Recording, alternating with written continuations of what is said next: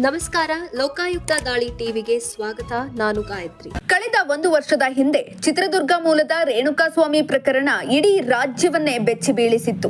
ಇದೀಗ ಸೋಲದೇವನಹಳ್ಳಿ ಪೊಲೀಸ್ ಠಾಣಾ ವ್ಯಾಪ್ತಿಯಲ್ಲಿ ನಡೆದ ಆಘಾತಕಾರಿ ಕೃತ್ಯವೊಂದು ಆ ಪ್ರಕರಣವನ್ನ ಮತ್ತೆ ನೆನಪಿಸಿದೆ. ಇದಲ್ಲದೆ ಈ ಕೇಸ್ನಲ್ಲಿರುವ ಆರೋಪಿಗಳೇ ಹಲ್ಲೆ ಮಾಡುವಾಗ ಖುದ್ದು ರೇಣುಕಾಸ್ವಾಮಿ ಪ್ರಕರಣವನ್ನ ಪ್ರಸ್ತಾಪಿಸಿದ್ದಾರೆ. ಅಷ್ಟಕ್ಕೂ ಏನಿದು ಪ್ರಕರಣ ಅಂತ ನೋಡೋದಾದ್ರೆ, ಕುಶಾಲ್ ಎಂಬಾತ ತನ್ನ ಮಾಜಿ ಸ್ನೇಹಿತೆಗೆ ಮೆಸೇಜ್ ಮಾಡಿದ ಅನ್ನೋ ಕಾರಣಕ್ಕೆ ಆತನನ್ನ ಅಪಹರಿಸಿ ಮನಸೋ ಇಚ್ಛೆ ಹಲ್ಲೆ ಮಾಡಲಾಗಿದೆ. ಅಂದು ರೇಣುಕಾಸ್ವಾಮಿಯ ಬಟ್ಟೆ ಬಿಚ್ಚಿಸಿ ನಗ್ನಗೊಳಿಸಿ ಚಿತ್ರಹಿಂಸೆ ನೀಡಿದಂತೆ ಟಾರ್ಚರ್ ಮಾಡಲಾಗಿದೆ. ಇದಲ್ಲದೆ ಆತನ ಮರ್ಮಾಂಗಕ್ಕೆ ಒದ್ದು ಕೊಡಬಾರದ ಹಿಂಸೆ ಕೊಟ್ಟಿದ್ದಾರೆ. ತಪ್ಪಾಯ್ತು ಅಣ್ಣ ಬಿಡ್ರೋ ಅಂದ್ರೂ ಕೂಡ ಕೇಳದ ಪಾಪಿಗಳು ಬರ್ಬರವಾಗಿ ಥಳಿಸಿದ್ದಾರೆ. ಹಲ್ಲೆ ಮಾಡಿದ್ದು ಮಾತ್ರವಲ್ಲದೆ ಹಿಗ್ಗಾಮುಗ್ಗಾ ಥಳಿಸುವ ದೃಶ್ಯವನ್ನು ಮೊಬೈಲ್ನಲ್ಲಿ ಕಿರಾತಕರು ಸೆರೆ ಹಿಡಿದುಕೊಂಡಿದ್ದಾರೆ. ಇದೀಗ ಆ ದೃಶ್ಯ ಸೋಷಿಯಲ್ ಮೀಡಿಯಾದಲ್ಲಿ ವೈರಲ್ ಆಗಿದೆ.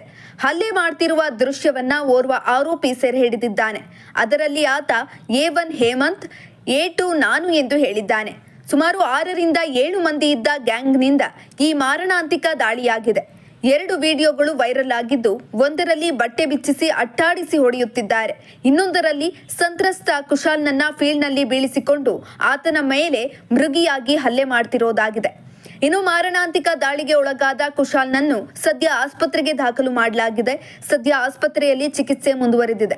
ಆರೋಗ್ಯ ಸ್ಥಿತಿ ಹೇಗಿದೆ ಅನ್ನೋದ್ರ ಬಗ್ಗೆ ಸರಿಯಾದ ಮಾಹಿತಿ ಇಲ್ಲ. ಕುಟುಂಬಸ್ಥರು ಕುಶಾಲ್ನ ಸ್ಥಿತಿ ಕಂಡು ಕಂಗಾಲಾಗಿದ್ದಾರೆ. ಹಲ್ಲೆಯ ದೃಶ್ಯ ಸೋಷಿಯಲ್ ಮೀಡಿಯಾದಲ್ಲಿ ವೈರಲ್ ಆಗ್ತಿದ್ದಂತೆಯೇ ಪೊಲೀಸರು ಎಚ್ಚೆತ್ತುಕೊಂಡಿದ್ದಾರೆ. ಸೋಲದೇವನಹಳ್ಳಿ ಪೊಲೀಸರು ಇದೀಗ 4 ಆರೋಪಿಗಳನ್ನ ಬಂಧಿಸಿದ್ದಾರೆ. ಹೇಮಂತ್, ಯಶವಂತ್, ಶಿವಶಂಕರ್, ಶಶಾಂಕ್ ಗೌಡ ಎಂಬ ಆರೋಪಿಗಳನ್ನ ಬಂಧಿಸಿದ್ದಾರೆ. ಕೇಸ್ ದಾಖಲಿಸಿಕೊಂಡಿರುವ ಅಧಿಕಾರಿಗಳು ತೀವ್ರ ತನಿಖೆ ನಡೆಸ್ತಾ ಇದ್ದಾರೆ.